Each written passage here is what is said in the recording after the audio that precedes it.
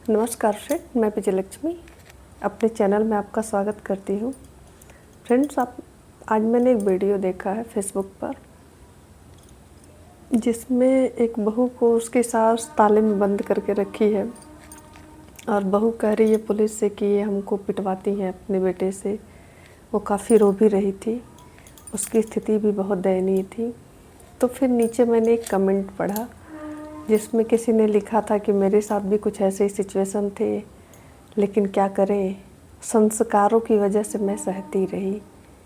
सारी चीज़ें तो मुझे समझ में आ रही थी, पर ये चीज़ें मुझे क्लिक कर गई कि ये कौन सा संस्कार है कि आपको गलत सहने की इजाज़त देता है, गलत सहने की सीख देता है। क्या इसको संस्कार कहेंगे? अगर ये संस्कार है तो ऐसा संस्कार नहीं चाहिए कि जो हमें इंसान को मतलब पशुवत ज़िंदगी जीने पर विवश कर दे। हम संस्कारों के नाम पर मतलब कोई भी आए, हम हमारे साथ मार पीट कुछ भी कर दे और हम इसलिए सहे कि हम संस्कारी हैं। अगर ये संस्कार है तो नहीं चाहिए संस्कार। हम बदतमीजी ठीक है। संस्कार का मतलब होता है कि अपने भाव विचार में, अपने आचरण में एक शुद्धता रखना, छोटों को प्यार देना, बड़ों का सम्मान करना, पशु पक्षी जीव जंतु सबके प्रति दया रखना, सही को सही कहना, गलत को गलत कहना। फिर ये संस्कार को मॉडिफाई करके ये किसने बना दिया कि अत्याचार सहना भी एक संस्कार है। क्या आप इससे सहमत हैं? मैं तो नहीं हूँ। संस्कार का ये कतई मतलब नहीं होता है कि हम किसी का अत्याचार सहेंगे, उसकी मारपीट सहेंगे और कह देंगे संस्कार है इसलिए सह रहे हैं। अगर ये संस्कार है तो ऐसा संस्कार ना दे कोई अपने बच्चों को। संस्कार ये सिखाता है कि सही को सही और गलत को गलत कहो। अगर तुम निर्दोष हो या दोषी भी हो तो मारने का हक किसी को नहीं है। क्यों कोई किसी पर हाथ उठाएगा? अगर पति पत्नी का इक्वल दर्जा होता है, पति पत्नी को पीट सकता है, तो क्या पत्नी पति को पीटते? नहीं पीटती है ना। आप एक दूसरे का सम्मान करिए, सम्मान दीजिए और सम्मान लीजिए। ये क्या कि संस्कारों के नाम पर कोई हमको गाली देता जाए, हमको मारता जाए और हम इसलिए सहते रहे कि हम संस्कारी हैं। ये किस दिशा की तरफ ले जा रहे हैं आप? और क्या सिखा रहे हैं अपने बच्चों को, खास करके लड़कियों को, कि दब के कूच के पिटा के घर में रह जाओ तो तुम संस्कारी हो, और तुम अगर अपने खिलाफ आवाज़ उठा दी, तुम्हें मार पड़ी, तुम चिल्ला दी तो तुम बदतमीज हुई। मतलब अपने दर्द को जाहिर करना बदतमीजी है। ये एक टाइप का दोगलापन नहीं लग रहा है? मुझे लगा कि मैं इस पर एक छोटा सा वीडियो बनाऊं कि ये तो अजीब टाइप का संस्कार है। और ये संस्कार ज़्यादातर लड़कियों को ही सिखाया जाता है कि तुम पिटो, गाली खाओ, अपने मतलब मानसिक उत्पीड़न करवाओ, सब कुछ सह के तुम चुप रहो क्योंकि तुम्हें घर बचाना है, तुम्हें इज्जत बचाना है। अरे सारा इज्जत, सारा मतलब सब अपने आप को दम दलित कुचलित चटनी बना के तब हम सबकी रक्षा करेंगे, और वहाँ हम कहीं नहीं रहेंगे। ना हमारी मानसिक स्थिति सही रहेगी, ना हमारी शारीरिक स्थिति सही रहेगी। तो ये तो संस्कार के नाम पर लड़कियों को एक प्रकार से तैयार किया जाता है अत्याचार सहने के लिए, कि बेटा अगर तुम्हारे प्रति कल अत्याचार होता है तो तुम इसलिए सह लेना कि तुम संस्कारी हो। और भाई, पति का घर ही सब कुछ है। अब यहाँ से तुम्हारी विदाई हो चुके, यहाँ तो वापस मुड़ के देखना मत, क्योंकि अब हम तुम्हें रखने वाले नहीं हैं। तो तुम संस्कारी हो, अच्छे घर की हो, अच्छे लक्षणों वाली हो, तुम मार खा लेना चुपचाप, गाली सुन ले, भले ही तुम्हारी गलती हो ना हो, तुम गाली भी चुपचाप सह लेना। और टाइप के मानसिक अत्याचार महिलाओं के साथ होते हैं।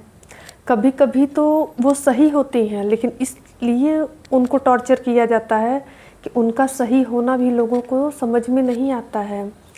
बहुत सर्वगुण संपन्न है, उसको सब कुछ आता है, ये चीज़ें भी लोगों को खटकती हैं कि ये ऐसा कैसे कि सारा काम कर लेती है। तो कर लेगी तो उसके प्रति एक जलन हो जाएगा। उसकी खूबसूरती से हो सकता है, उसके चाल ढाल से हो सकता है, उसके व्यवहार से भी जलन हो सकता है, उसके काम करने के तरीके से भी जलन होता है।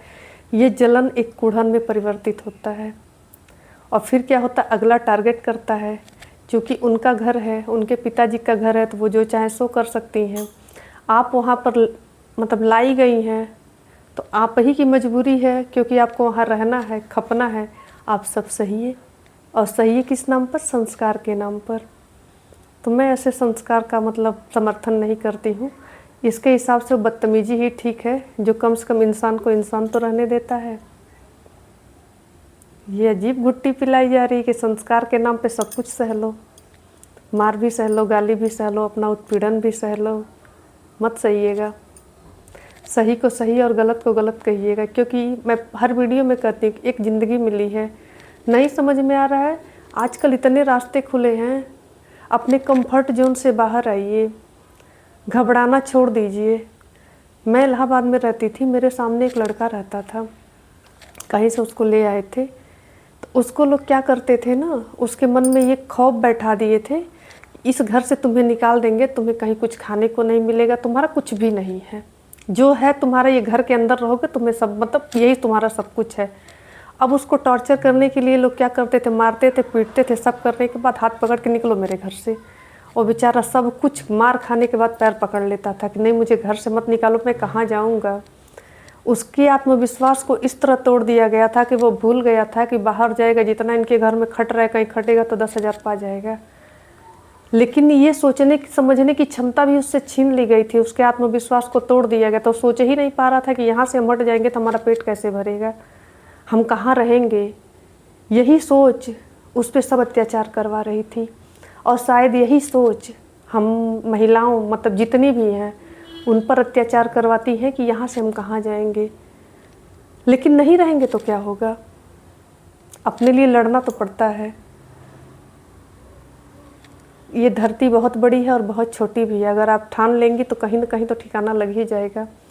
बस ज़रूरत होती है थोड़ी हिम्मत और थोड़े साहस के, उसी घर में लग जाएगा, कहीं जाने की ज़रूरत नहीं है। जब आप एक्शन लेना शुरू करेंगी, अपने लिए बोलना शुरू करेंगी, तो लोगों को अपने दायरे पते, जब तक आप सहती रहेंगी ना वो लोग कहते रहेंगे। तो थोड़ा सहने की सीमा छोड़ दीजिए। और कभी कभी ना चीज़ें मैनेज नहीं की जा सकती हैं, बहुत तो उनको सुधारा ही नहीं जा सकता, कुछ बदला ही नहीं जा सकता है, वहाँ छोड़ना ही सबसे बड़ा विकल्प होता है। आप चाह के भी किसी को बदल नहीं सकती, वो अपना स्वभाव नहीं छोड़ेगा। तो बहुत देर तक उनको सहिए मत, 1-2 चांस 4 चांस जितना भी देना दे के देख लीजिए। अगर कोई बदलाव नहीं होता है तो किनारा कर लेना ही बेहतर विकल्प है। संस्कार के नाम पर अपना उत्पीड़न मत करवाइए। मैं सही कह रही हूँ। अगर मेरे वीडियो से, मेरी बातों से सहमत होंगे तो कमेंट में यस ज़रूर लिखिएगा कि मैंने सही कहा है। अपनी ज़िंदगी इस तरह से मत जहन्नुम बनाइए कि आप जी भी रही हैं और जी भी नहीं रही हैं, सिर्फ ज़िंदगी काट रही है किसी तरह से कि हाँ धरती पर आए हैं तो कट जाए और चले जाए, फिर फ़ायदा क्या है। पहले का ज़माना और था, उस समय संसाधन नहीं थे, चीज़ें सीमित थी, औरतें पढ़ी लिखी नहीं थी, थोड़ी उनकी मजबूरी थी। लेकिन आज के टाइम में ऐसा नहीं है, आप मेहनत करेंगी तो आप अपने लिए कमा सकती हैं। चीज़ें बहुत अच्छी हो चुकी हैं, बहुत सुलभ भी हो गई हैं। तो वो पुराने ज़माने का ना लिखे, हमारी माँ ने सहा है तो हम भी सहेंगे। माँ के टाइम की सिचुएशन अलग थी, हमारे टाइम की सिचुएशन अलग है।